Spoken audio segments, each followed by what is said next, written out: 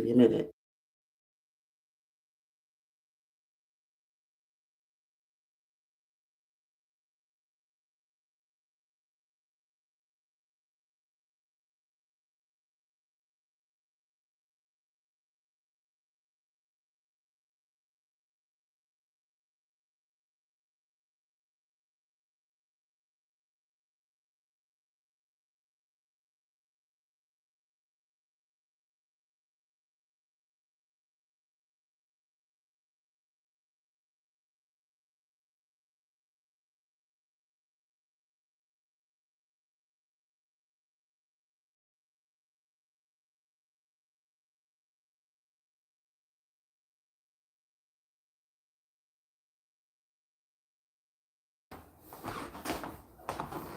I'm back.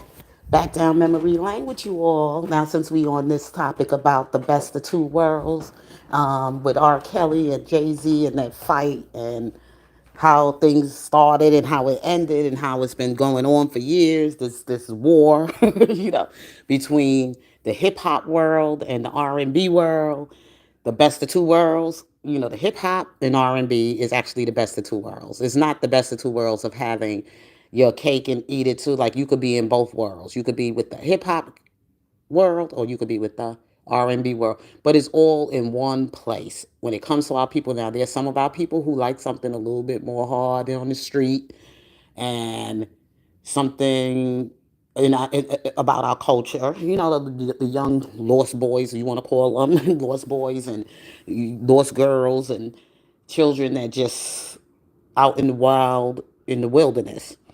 And then you got the children that's a little bit more on the calm side, you know, in the wilderness. You know, they going through relationships, romance, whatever. But anyway,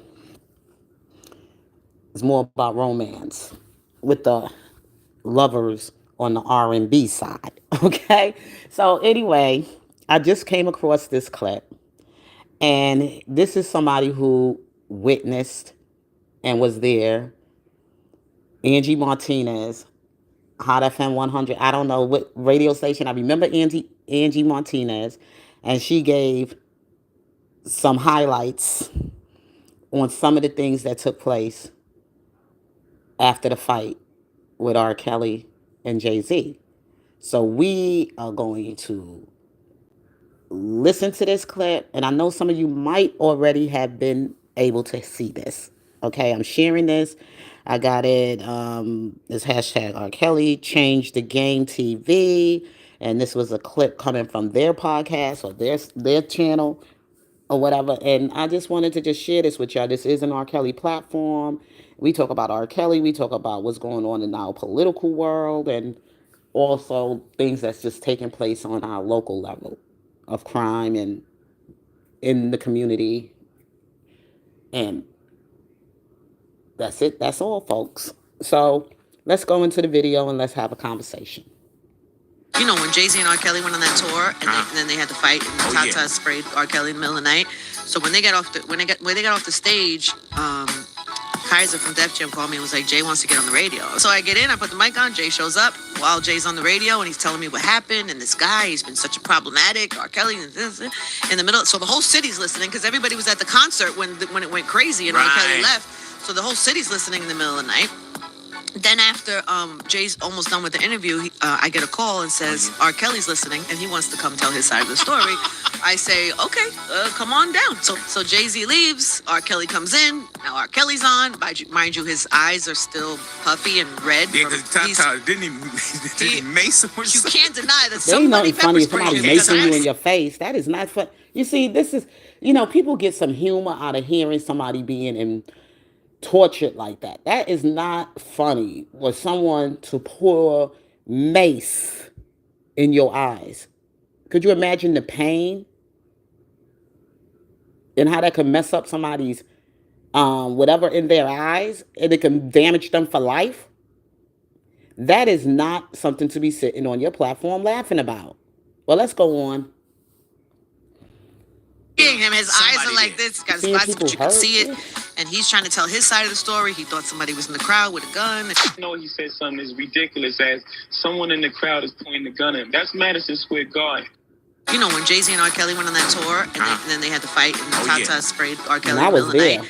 So when they got off the when they got off the stage, Kaiser from Def Jam called me and was like, Jay wants to get on the radio. So I get in, I put the mic on, Jay shows up while Jay's on the radio, and he's telling me what happened, and this guy, he's been such a problematic R. Kelly. Well, anyway, y'all, I was there. I lived through that experience with R. Kelly. Actually, I was there for the tour because I'm from, at the time I'm still in New York. So me and my friend, I was with her, me and my girlfriend and everything. We were like, wow, New York was crazy that night. It was lit though. That Best of Two Worlds concert was off the chain, and I'm sorry it had to end in New York the way it did. And it's like they were already trying to um, come at R. Kelly because he was getting all the attention on the stage. Everybody was screaming for Kells. Everybody was screaming for Kells, and Kells was killing it. Okay? Kells was killing it.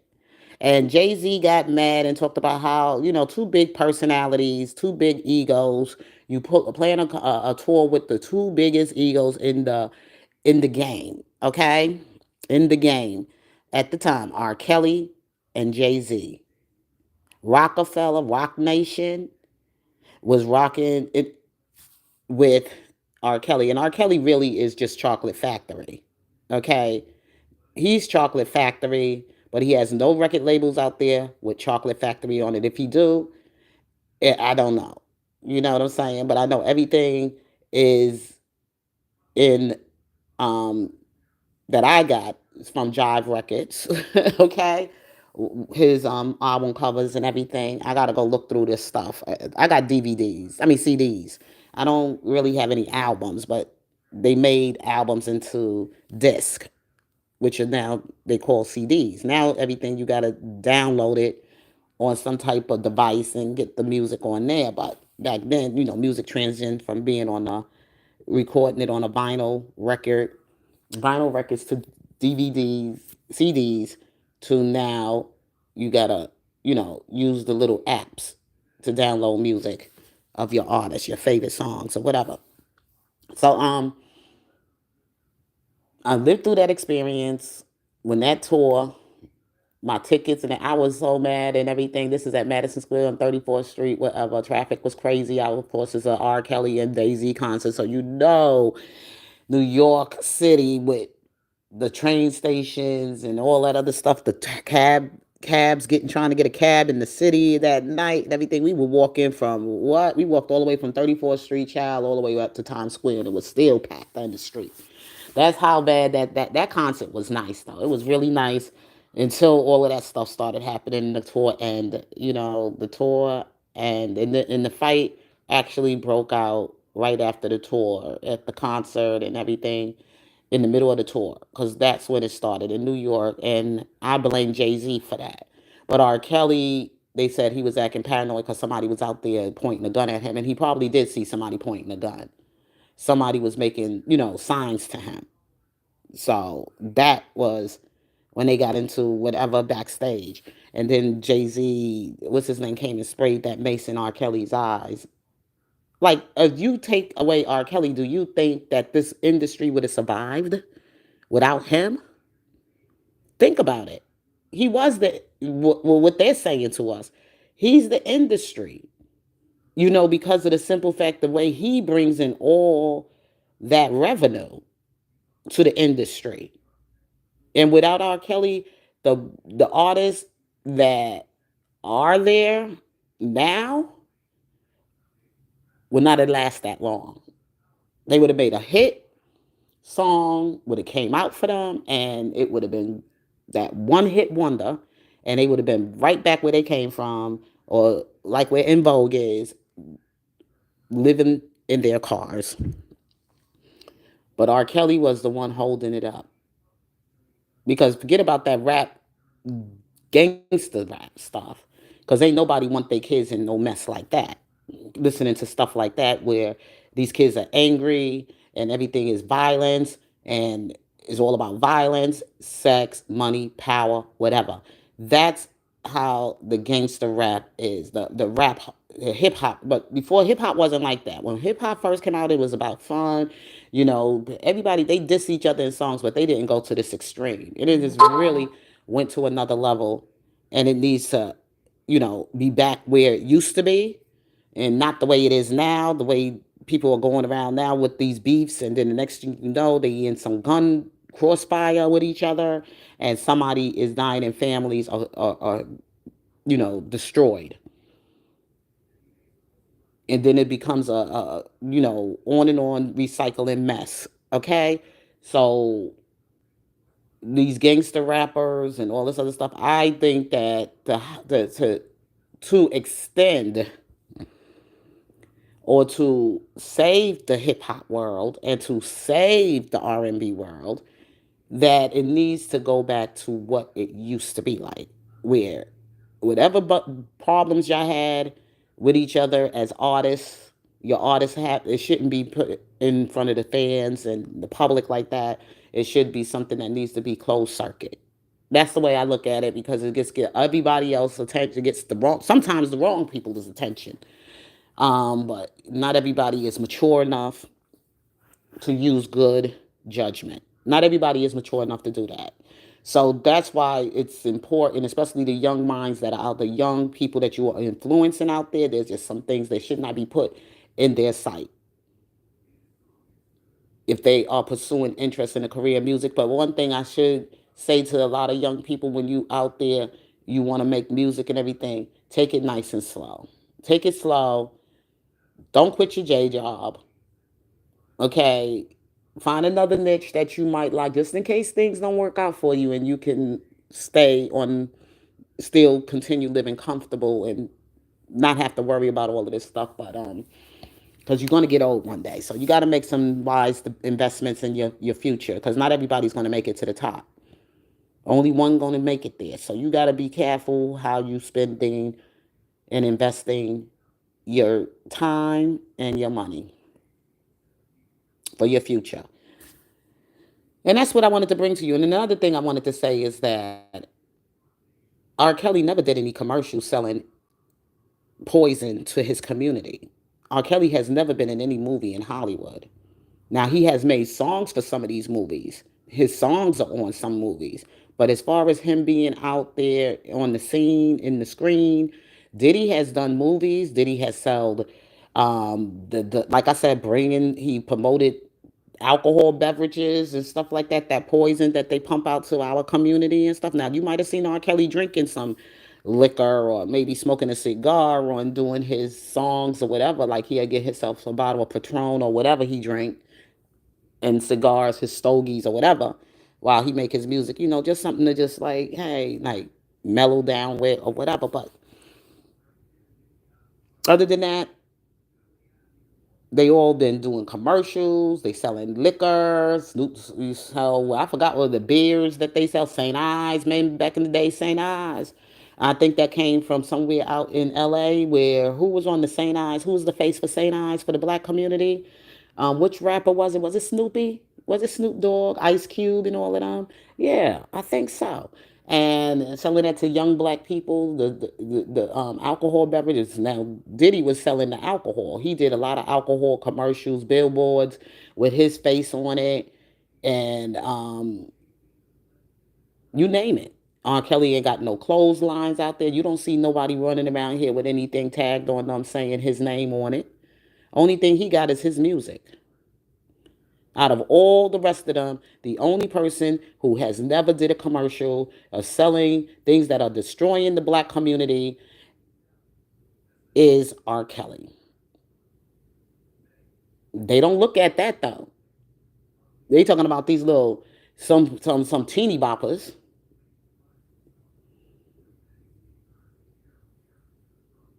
But what attracts the young people more than just a song?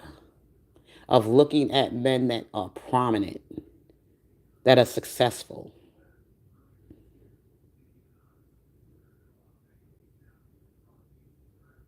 They sending them that businessman who's on top of the game, who's like bringing in all kind of marketing with black faces, on it that is destroying, that are destroying black lives. I see you, Frankie. Good morning. How are you, love? Look out in the chat for me. I'm glad you here. I'm glad you here because I can't see all the conversations going on in the I'm not seeing all the conversations going on here. But let's go read some of the comments here, y'all. I'm relieved that this didn't happen. I need to hear the recordings from that night again. People want to see, people don't know. The Best of Two Worlds instrumental is Forever Fire. Okay, I attended one of the Best of Both World concerts, so have had, and you could tell something was going on between the two of them. But in the true form, R. Kelly showed up and showed out. No disrespect to Jay-Z. His fans were there also. Seeing R. Kelly perform on stage is something that's astonishing. Nice comment. They should do a documentary. They did so many documentaries on there. God, you just need to go do your research. It says, one of the best damn albums collaborated ever. Unfortunately, we'll never get to see them perform it again. I wouldn't say that. I remember listening to the live. New York City had the most epic hip hop radio moments. Yes, our radio stations in New York was on fire. Okay, they want to talk about her. Some people are still listening to it, like myself. I don't think I have the best of two worlds. If I do, it's somewhere. Oh my God, I got so much music that I still got in my garage, um, down in my basement, and it's boxed away, and I really never really unpacked some of the ones that I really, really wanted to keep for keepsake memory. So it will take me forever to dig down here to go get this stuff. Okay. Okay. It says Jay-Z never admitted, but he couldn't handle all the fanfare R. Kelly was getting. Now somebody is on point. Join the show because when R. Kelly started singing the show songs, the arena will go wild. Okay? The arena will go wild. So I just wanted to just point out some things to you all about what's going on with R. Kelly, Jay-Z, Diddy. You notice Diddy name wasn't in it. But if you ever notice every time they gave a concert or anything, like I noticed that R. Kelly never really came to a lot of Jay-Z concerts, and like putting his name in all of this stuff. He didn't rock with those dudes. They were doing their thing. They was all together. They was the best of two. The two are Jay-Z and Diddy. Them two was standing on their money, okay, and everybody wanted to be the top dog, the top guy, or whatever. You good at what you do, you good at what you do. You got your fans, he got his fans, everybody got their fans, right? And music is like a way for everybody to find who they are in that artist. It is what it is. My thing is that I came up in the hip hop world, but the most of my life growing up was R&B. I find myself more into R&B than I am into the hip hop culture. The hip hop culture for me was my childhood, irresponsible. Not really, I wasn't really irresponsible. I'm just saying that the level of hip hop of what its music is like still trying to be a teenager to me. I ain't going to be a 80-year-old woman sitting around listening to hip hop. I got to think about longevity. So when I do pick myself in any of these music categories of what kind of music I feel that I will still be listening to, even when I'm dead and gone, I mean, still be listening to in my elder years, in my senior years, that I can look back and enjoy, will be R. Kelly. Would be R. Kelly. I'm not going to be listening to Jay-Z and Snoop Doggy Dogg and that type of music. And I'm a grown 80 years old woman. I can't get the energy. No. And the language. I will more listen to R. Kelly at 80 years old than I will be listening to. I will in I will be like, turn that noise off and listening to hip hop when I'm 80. It's a difference. Because when you're thinking about R&B, you're thinking about more something that's longevity. When you're thinking about hip hop and you rocking with hip hop, you only looking for, you're not thinking about longevity. You're only thinking about what's in front of you now. Like you're gonna still look back in your years of your life when you was a teenager. I could go back and look at hip hop, what I was doing at that time, and things I can not do almost going to be 60 years old. Now I could listen to some R. Kelly at 70, 80, 90, maybe even, what's her name was loving some R. Kelly. Oh my God, what is her name again? She passed away. She was 90 something years old, and she used to be the mother on YouTube and on TikTok and all these crazy. What is her name? How could I holler? Somebody like Holla. Holla ain't listed and talk about no hip hop music though. You couldn't bring no Holla to no hip hop songs and everything to Holla, but she loved her R. Kelly. And this was a 90 years old woman. Ain't no 90-year-old gonna be sitting back listening to no Snoop Doggy Dogg and no and Jay-Z and all of them. That's why they were hating. They was trying to, like knock R. Kelly out the box. Now I still got love for Jay-Z. Don't get me wrong. I love all my brothers. But I gotta call it for what it is. Y'all grown men still running around with cornrows and doing all of that stuff, and y'all too old for all of that. But at least R. Kelly took the hairstyle. He used to wear the cornrows and everything. He had the baldy in his head, and then he had his hair shaved down into a seizure or a close shave with some waves or whatever. And now he's becoming an older man, and of course his hair ain't probably as much as it was before, and he can't but do nothing but hardly shave it all off. But I'm just saying, but he's still gonna look good. I'm just gonna put it like that. He gonna still look good with his gray hair and all. He's still gonna look good. He gonna even look even more finer. Okay. He's gonna look more, even more finer in his silver. So I'm just saying to y'all, you can see the difference in the behavior, what kind of, how the music make you behave when you listen to Jay-Z and the music you listen to these gangster rap, these rappers and these hip hop artists, and look at their behavior. You don't hear that going on in the R&B world.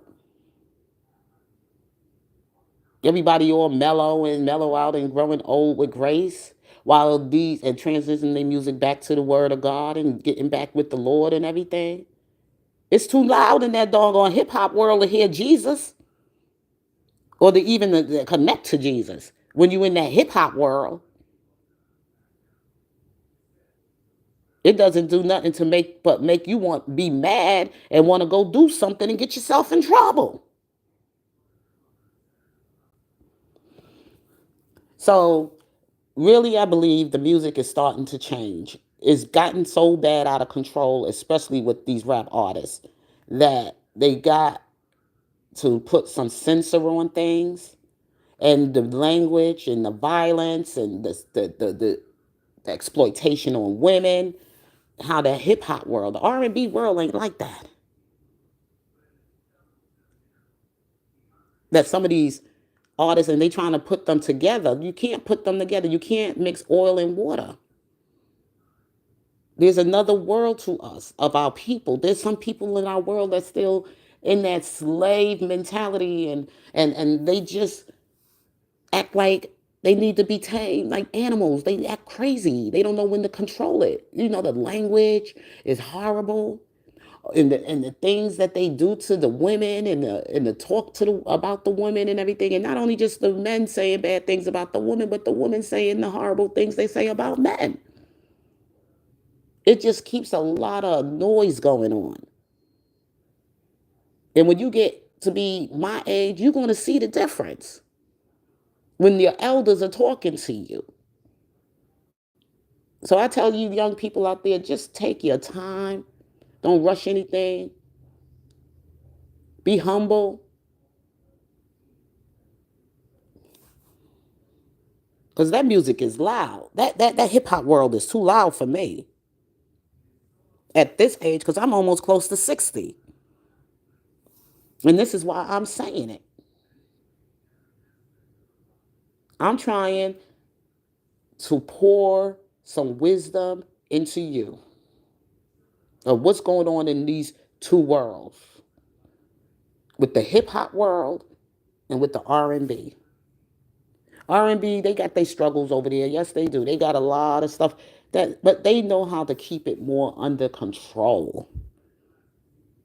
And then, like him saying now, no, R. Kelly was getting all of that love out there. And he's here performing in your state, where your fan base is supposed to be. You from New York, from Brooklyn, and R. Kelly just killing it.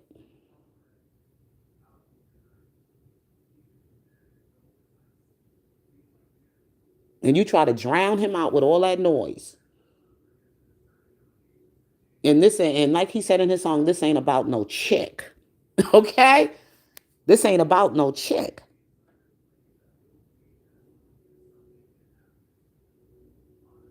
With or without money, R. Kelly can be somebody's eye candy. But you need that money to look good, Jay-Z. And I'm just going to keep it real. You need that money to look good, because R. Kelly don't need the money to look good. Okay? Because he got it. He got it. Even his own brother was hating on him. His own brother, his own blood brother. Carrie. Not Bruce, but Carrie. Bruce is the older one, so he looked out for both his little brothers. But I'm just saying. Got in that thing and started selling his brother out.